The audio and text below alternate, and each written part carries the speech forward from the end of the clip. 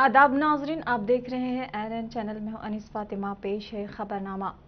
City police commissioner Anjani Kumar ने कहा है कि तश्कील तेलंगाना के बाद महकमा पुलिस की कारकर्दगी में काफ़ी तब्दीली आई है और जराइम पर भी काफ़ी हद तक काबू पाया गया है। चारशंबे के रोज़ वज़ीर दाखिला मोहम्मद महमूद अली ने एसआर नगर में पुलिस स्टेशन की नई तामीर का इफ्तिताह अंजाम दिया। 3 मंजिला इमारत 4.20 करोड़ रुपए की लागत से जदीद तरीन सहूलियात के साथ तामीर की गई है। इस मौके पर सीपी अंजनी कुमार ने खिताब किया। इसके अलावा वज़ीर दाखिला ने भी खिताब करते हुए पुलिस की कारकर्दगी की सताइश की। कहा कि रियासत में पुलिस अमन और सलामती को मौसर तरीके से बरकरार रखे हुए है।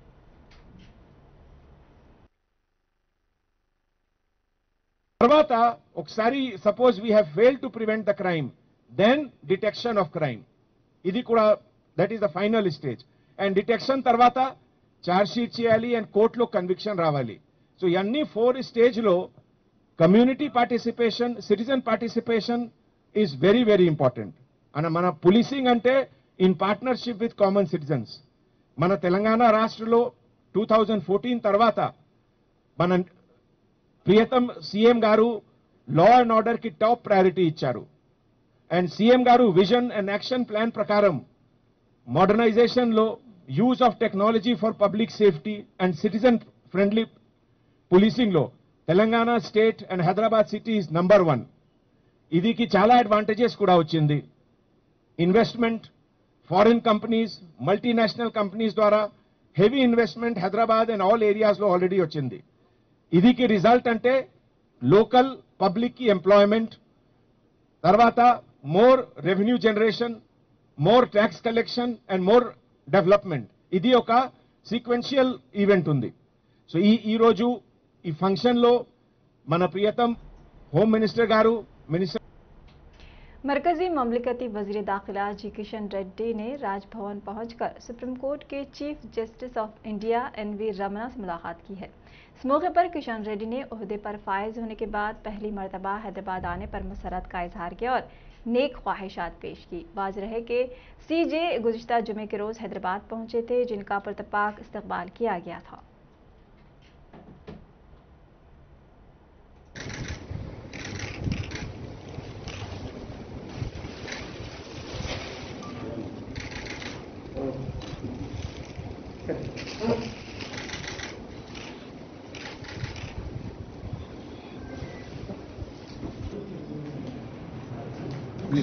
Please.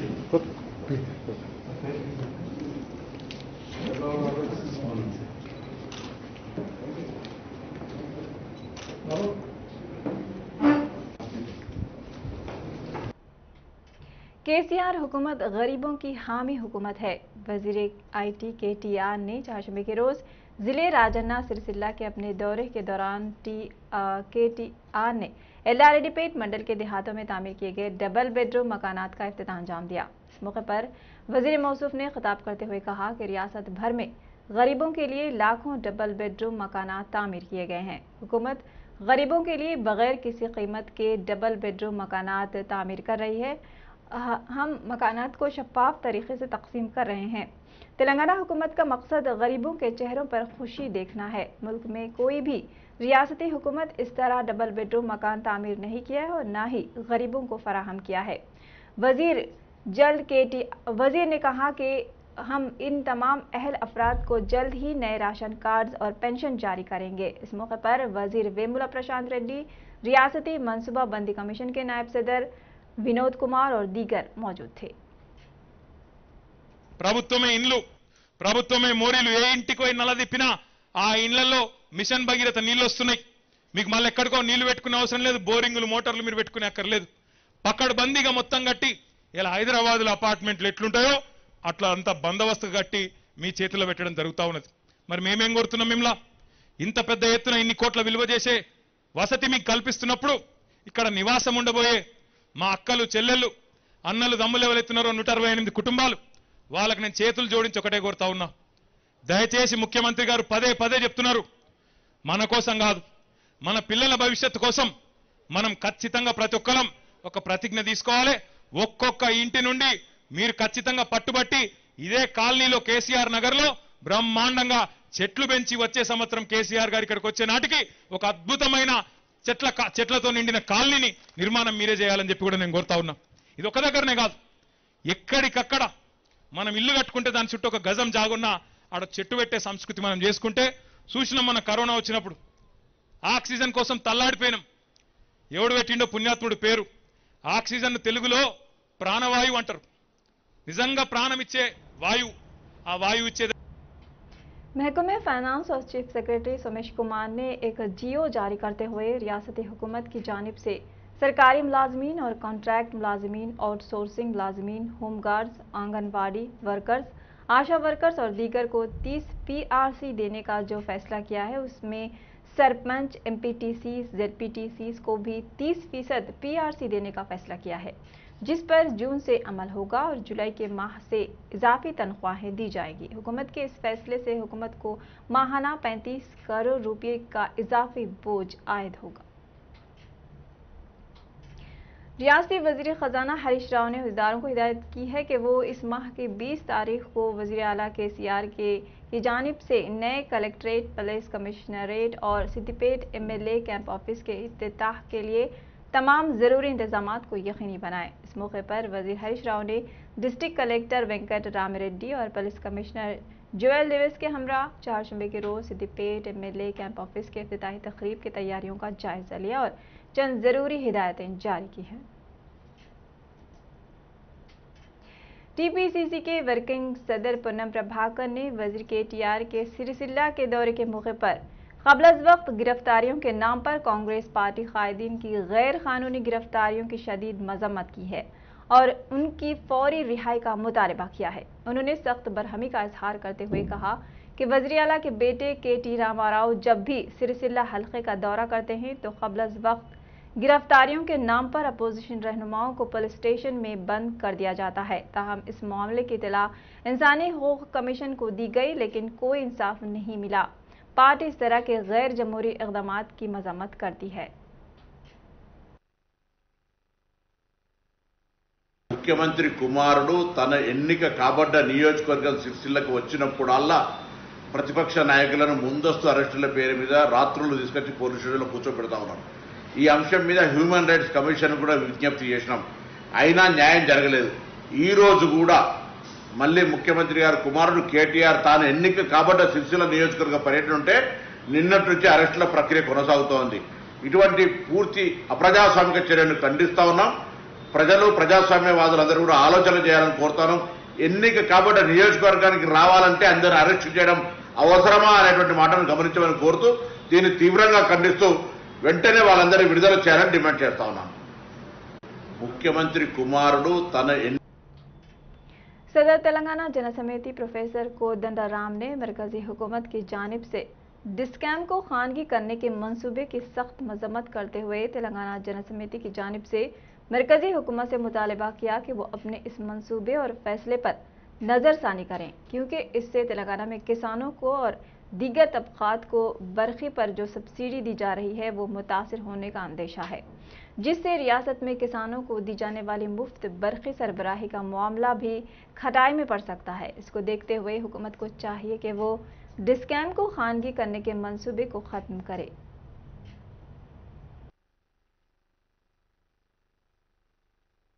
మారబోతున్నాయనే ఆలోచనతో వాటిని ప్రైవేటీకరణ దిశగా నడిపించడానికి పూనుకున్నది. కేవలము ఒక సూచనప్రాయంగా మాత్రమే నేను రాష్ట్రాలకు చెప్తున్నాను. తుది నిర్ణయం రాష్ట్రాలదే అని ఇదివరకు ప్రకటించింది. కానీ ప్రైవేటీకరణ దిశగా రాష్ట్రాలు కదలటానికి, ప్రైవేటీకరణకు పూనుకోవటానికి రాష్ట్రాలపైన కొంత ఒత్తిడి పెట్టాలని కూడా ఇప్పుడు కేంద్రం నిర్ణయించింది. పేద వర్గాలకు, వ్యవసాయ రంగానికి, అగ్గువకు, సబ్సిడీకి కరెంట్ ఇచ్చే ఇప్పుడున్న పరిస్థితి ఇది పూర్తిగా పోతుంది. ఇది తొలగిపోతే మాత్రం పేద వర్గాలు చాలా ఇబ్బంది పడతాయి. చిరు వ్యాపారవేత్తలు, చిరు పారిశ్రామికవేత్తలందరూ కూడా చాలా నష్టపోయే ప్రమాదం ఉంది. అందుకని ప్రైవేటీకరణ ప్రయత్నాన్ని ఆపాలని చెప్పి కేంద్ర ప్రభుత్వాన్ని నేనుగా డిమాండ్ చేస్తున్నా, జనసమితి నుంచి డిమాండ్ చేస్తున్నది. తెలంగాణ జనసమితి డిమాండ్ చేయటమే కాదు, అందరినీ కూడా కొంత ఆలోచన పరులందరూ. इन्फोर्समेंट डायरेक्टोरेट ने टीआरएस के रुकन पार्लियामेंट नामा नागेश्वर राव को सम्मन जारी किया है। इस महीने की 25 तारीख को मुकदमे की समाअत में हाजिर होने का हुक्म दिया गया है। नामा पर यह इल्जाम आयद किया गया है कि वो बैंकों से गैर मुल्की कंपनियों के लिए कर्जों की मुंतकिली कर रहे थे। हाल ही में ईडी ने मधुकन कंपनी में मुलव्विस तमाम मुलजिमीन को भी सम्मन जारी किया है। वाज़ेह है कि 2 रोज कबल ईडी ने नामा के साथ मधुकन कंपनी के डायरेक्टर्स के मकानात और दफातर की तलाशी ली थी और जरूरी दस्तावेजात और लाखों रुपये नकदी जब्त की गई थी। इसी बिना पर नामा को नोटिस जारी किए गए हैं। आंजहानी वज़ीर-ए-आला वैएस राजशेखर रेड्डी की बेटी शर्मिला आज मुश्तरका नलगोंडा जिले का दौरा कर रही हैं। वो मिर्यालगुड़ा हलके के साथ साथ सूर्यापेट जिले का अपना दौरा जारी रखे हुए है। शर्मिला जो इससे कबल मिर्यालगुड़ा पहुंची थी ने अपने पैरोकार, सीनियर रहनुमा और दीगर लोगों के साथ मिलकर बातचीत की। बाद में उन्होंने तेलंगाना रियासत वाईएसआरसीपी पार्टी के सेक्रेटरी एमडी सैलम के अहल खाना से मुलाकात की, जिनका हाल ही में कोरोना की वजह से इंतकाल हो गया था। उनकी अहलिया ने बच्चों को मशवरा दिया कि वो उन्हें यकीन दिलाए कि उनकी अच्छी तरह से देखभाल की जाएगी। वैएस शर्मिला जिले नलगोंडा का दौरा कर रही हैं। इस मौके पर शर्मिला ने हुजूराबाद का दौरा करते हुए अवाम से उनके मसाइल की समाअत की। शर्मिला के दौरे के मौके पर एक ट्विस्ट सामने आया है। शर्मिला के दौरे की बात सुनकर नीलकंठा साई नामी एक खानदान जिससे शर्मिला मुलाकात के लिए गई थी, मेडाराम गांव से घर को मुखफल करके वहां से चले गए, जबकि इस खानदान को जबरन टीआरएस कायदीन ने वहां से मुंतकिल करने का वाईएसआरसीपी रहनुमा पी राम रेड्डी ने इल्जाम आयद किया है। इलाके हयात नगर के मज़ाफ़ाती इलाकों में सिलसिलेवार सरक़े की वारदातों से अवाम में तशवीश पाई जा रही है। सूर्यवंशी कॉलोनी में चोरों ने लगातार 2 मकानात को लूटने की कोशिश की, जबकि करुणाकर राव नामी शख्स के मकान में खुफुल शिकनी के जरिए 10 तोले के तिलाई जेवरात और 1.5 किलोग्राम चांदी के जेवरात का सरखा कर लिया। यादम्मा नामी खातून के घर से भी 2 तोले तिलाई जेवरात की चोरी की गई है। इसके अलावा अब्दुल्लापुर मेट में वाक़े शॉप्स के शेल्टर्स तोड़कर सरक़े की वारदातें अंजाम दी गई। इत्तला के बाद पुलिस ने जायहो का मुआयना किया है और सीसीटीवी फुटेज की मदद से तफ्तीश शुरू कर दी है।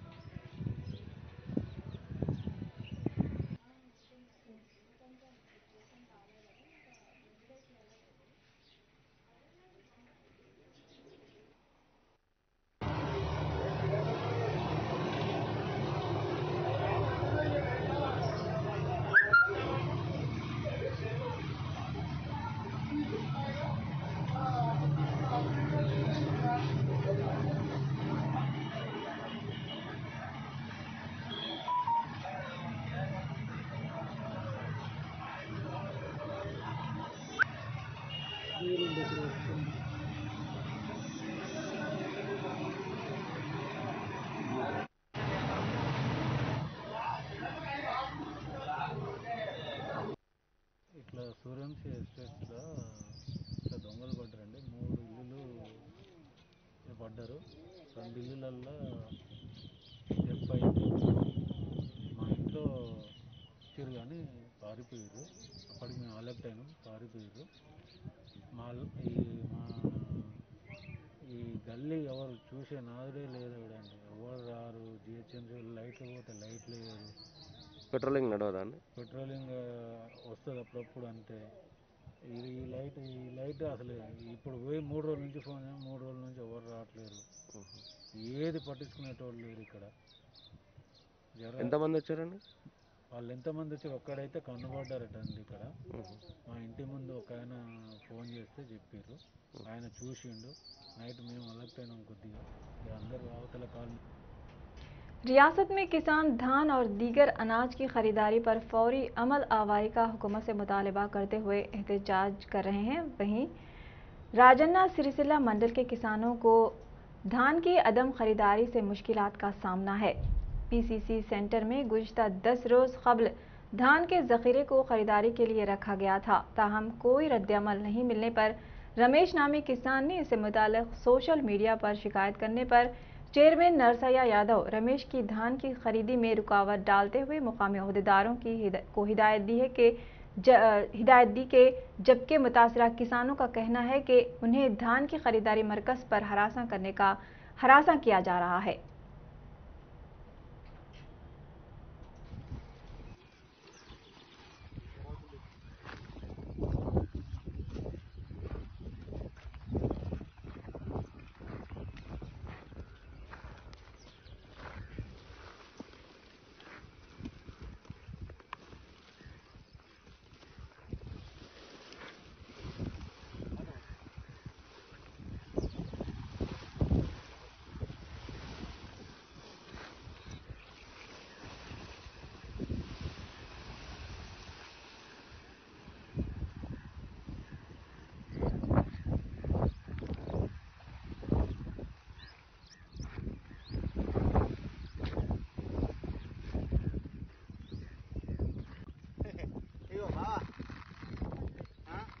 చూడే ఈ 20 ఏళ్ళ పంటలు ఎప్పుడైనా ఇట్లా చేసినావా?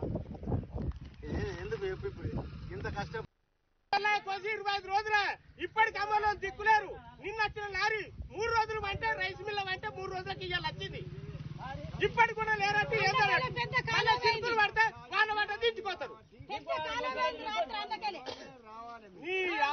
వ్యవసాయం కాకి ఎందుకు దిక్కులేని వ్యవసాయం చేసుకున్నాడు? रामागुंडम के police commissioner we Satyanarayana IPS ने मंचिर्याला में नाइट कर्फ्यू का जायजा लिया और इस मौके पर रात के कर्फ्यू के दौरान बिलावजह गैर जिम्मेदाराना तौर पर घूमने वाले अफराद की काउंसलिंग की। इस मौके पर मंचिर्याला के डीसीपी उदय कुमार, एसीपी अखिल महाजन और दीगर अमला मौजूद था। पड़ोसी रियासत आंध्र प्रदेश के जिले विशाखापट्टनम के कोयारू मंडल थीगामामेटा में ग्रे हाउंड्स और मावनवाजों के दरमियान फायरिंग के तबादले में मावनवाज का एक अहम रहनुमा हलाक हो गया। डिप्टी कमांडर ऑफ मेंटेनेंस के कमांडर की हैसियत से काम करने वाला संदे गंगया पुलिस फायरिंग में मारा गया है। संदे गंगया का ताल्लुक तेलंगाना के जिले पेद्दपल्ली के एक गांव उदेला मंडल से बताया गया है। इस तसादुम में मजमूई तौर पर 6 मावनवाज के मारे जाने की इत्तला मिली है। गुंजान जंगलाती इलाके में तसादुम की वजह से तफसीलात मिलने में मुश्किल पेश आ रही है, जबकि इस इनकाउंटर से मणिपुर में मावनवाजों को बड़ा धक्का लगा है। हेलीकॉप्टर से इलाके में कुंबिंग की जा रही थी। सिक्योरिटी फोर्सेस ने इनकाउंटर के मुकाम से AK-47 self loading rifle, semi automatic carbines और 303 राइफल्स को एक देसी साख्ता हथियार भी बरामद किया है। गुजरात में पेश आए सड़क हादसे में जिले आनंद के तारापुर के मुकाम पर एक ट्रक कार से टकरा गई, जिसके नतीजे में एक ही खानदान के 10 अफराद हलाक हो गए हैं। यह हादसा आज सुबह के अवलीन सातों में पेश आया। इतला के बाद पुलिस जाए हादसे पर पहुंचकर नाशों को तारापुर अस्पताल मुंतकिल कर दिया गया। हादसे में जाँ बहक होने वाले 10 अफराद एक कार में सफर कर रहे थे। अलामिया उस वक्त पेश आया जब कार तेज रफ्तार ट्रक से टकरा गई। कार में सवार 10 अफराद मौके पर ही हलाक हो गए। महलूकीन में एक बच्चा भी शामिल है। पुलिस ने सिलसिले में एक मुकदमा दर्ज कर लिया है और महलूकीन की शिनाख्त में मसरूफ है।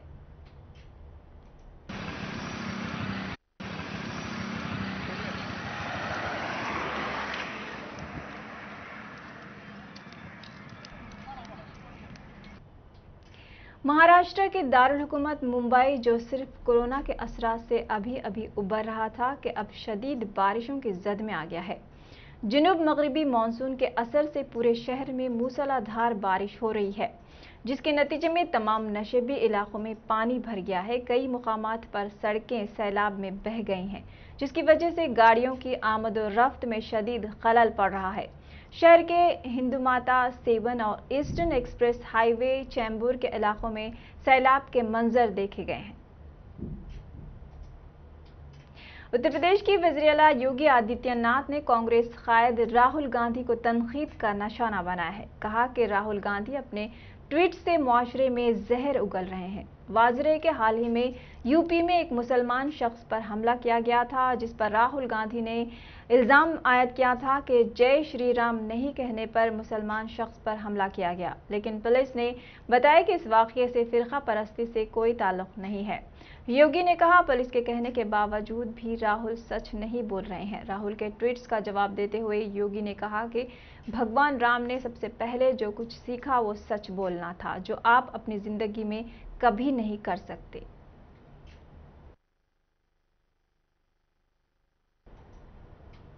खबरनामे में फिलहाल इतना ही। एएनएन पर खबरों का सिलसिला जारी है। देखते रहिए एएनएन चैनल। अल्लाह हाफिज।